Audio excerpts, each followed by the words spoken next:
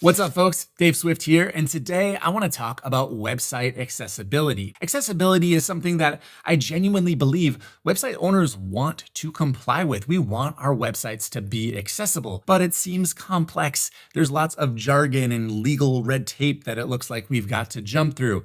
It also seems like it's going to be quite expensive, hiring experts and making sure everything is just perfect on our site. So what ends up happening is we just kind of shove the idea into the corner and hope that we'll get to it someday. Unfortunately, someday almost never comes. Now, that is a fact because 96% of websites have some accessibility issues. This is a huge problem, especially when you combine it with the fact that things are getting litigious out there. Last year alone, there were 8,800 compliant lawsuits. Basically, a website owner was sued because their website was not compliant. The average settlement of one of these lawsuits was right around $25,000. On the flip side of that, we got 1.3 billion people who suffer from some form of disability, and they control about $13 trillion in spending. It sure would be nice to have them as customers for our businesses. Am I wrong? So enter the solution to all of these problems and the sponsor of today's video, Ally, the new web accessibility plugin for WordPress from the Elementor team. Now, Ally works with any WordPress theme. It doesn't matter if you use Elementor or not. Of course, it's gonna work great with Elementor. But essentially what it's gonna do is scan the pages of your website and look for accessibility problems, bring them to light so that you can go ahead and take action. Ally also comes with a usability widget that allows you to change the text size, the contrast of the web page, and even add in special tools to make reading easier or finding links simpler. Now, if you're thinking this is going to be super expensive, it is not. They have a free plan so you can try it out. If you've got a single website, you can get going for around $5 per month. And if you're an agency providing services to clients, they've got plans for you. You can even white label the tool. Enough talk, let me show you exactly how this tool works. I've got a website up here. This is just a templated website for a basketball program, so like a training program for kids. We're gonna go ahead and run this through Ally and see if it finds any problems. Like, to me, it looks pretty good, but I'm not looking at it with a screen reader, so let's see if there's any issues. Now, the fastest way to get started is just to install the free version, which you can do on your WordPress website. Just go to Plugins, Add New, and then in the search box, type ALLY.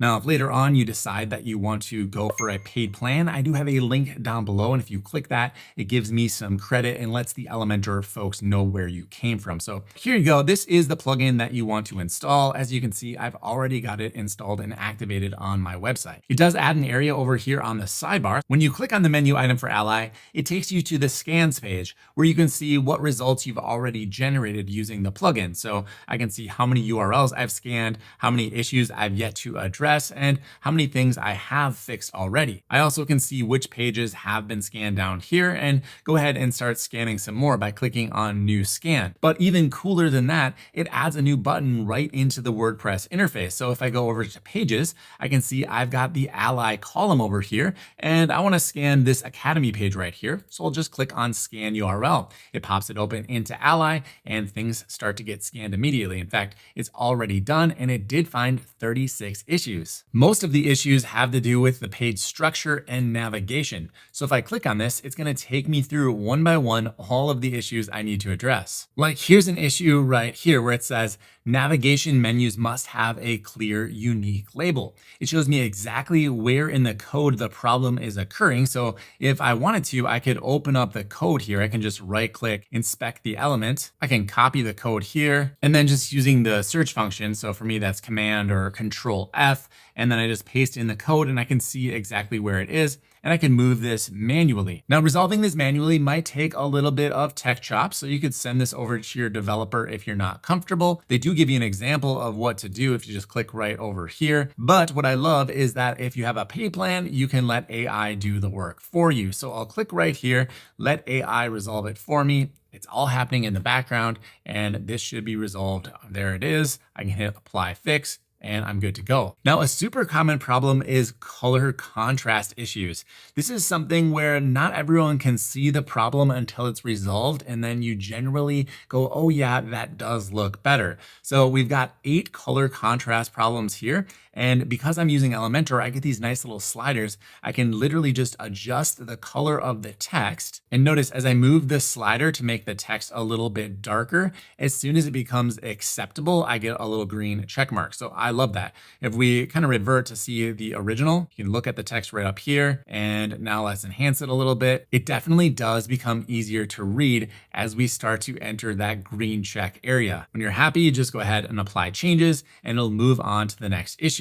Issues like this happen all of the time, even with great designers. They have a solid color background that's not black or white, and then they put a color text on top of it, and they think it looks nice, but the problem is it's hard to read. And it's not just hard to read for people with vision issues, it's kind of fatiguing for literally everyone to read a big block of text on a bright background like this. So now we are alerted to this, and we can go ahead and make a change. Again, I could either just make the color black, which is much easier to read, not as pretty, but much easier to read, or I could simply darken the background around the text a little bit. Now here, I could also make the background area wider, so that way it's not so tight around the text.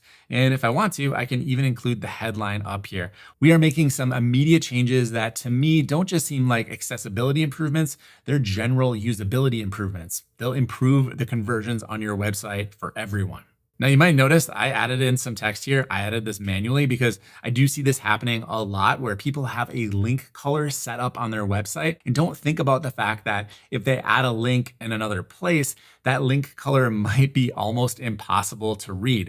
So this will just be one more thing that goes through your website and calls attention to any of those little things that you might have missed. And it happens to all of us. It's not like you're a bad person if you accidentally have some conflicting colors. So here I can very easily go ahead and change it to another color. In fact, I can even go to the color picker here and maybe choose an alternative link color for that section. And then later on, I can go into my page builder and update my template colors so that this isn't happening over and over again. All right, so that's the accessibility scanner, but there's one more part of the tool that I want to highlight here, and that is the usability widget. You can see it on the homepage right here.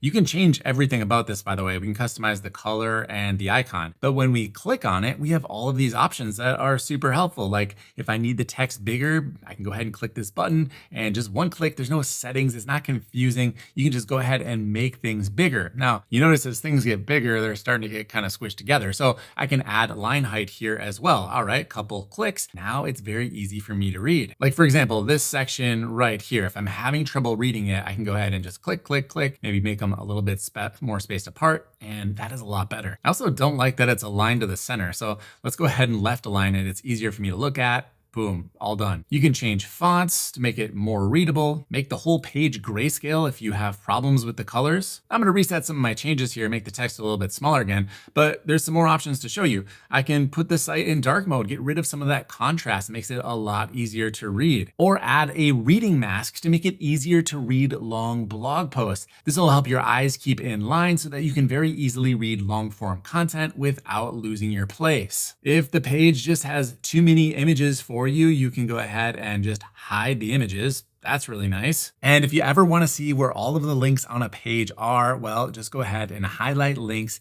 and there you go. They all light up clear as day. Now, the capabilities we just saw inside of the widget are customizable. You can choose which ones to turn on and off. In fact, there's even a few I haven't shown you yet. To change these settings, just go over to Ally and the menu item of your WordPress admin, go to capabilities, and there's a bunch of toggle switches where you can turn features on and off. There's a screen reader. We didn't have that on, but if you were vision impaired, a screen reader would definitely be very helpful. There's also a language selector, and if you turn this on, you'll be able to change the language of the usability widget itself. Super helpful again. There's also the ability to turn off this Ally logo in the lower right-hand corner. Just go ahead and toggle that on. The widget becomes completely white labeled and nobody will know what tool you're using. So those are the capabilities of the usability widget, but we can also change the look of it. There's a design section over here where you can choose any of their icons or upload your own. If you don't like the color, you can change that as well. And maybe you've got a lot of other widgets on your website already accessibility positioning can definitely be critical. So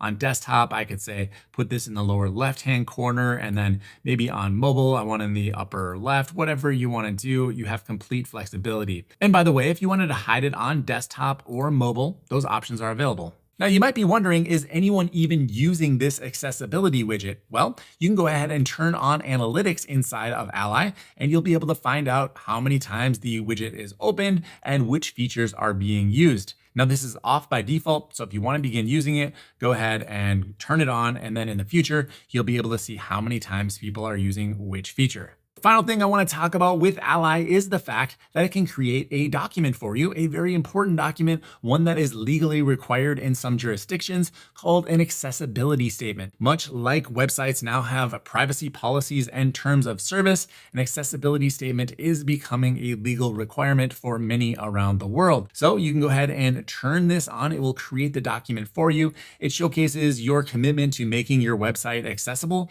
and also lets people give you feedback on ways that you could improve the accessibility of your site. So we'll just hit yes, I need one, hit continue, enter in some information here. And then as I complete the fields over here on the right, it gives me a preview of what the statement is going to look like. If I'm happy with it, I can click create statement and page. It went ahead and created the statement and links to the accessibility statement right inside of the usability widget. A nice touch. Of course, if you don't want the link to show up in the widget, you can turn it off, but I would just leave it on. So that is Ally from Elementor. It is now affordable and very easy to make your website more accessible. Check it out with my link in the description. If you've enjoyed this video, make sure you hit the like button, subscribe if you want more videos about software to grow your online business. Hit me up in the comments. I'll be monitoring for any questions. Thank you for watching, and I'll see you in the next one.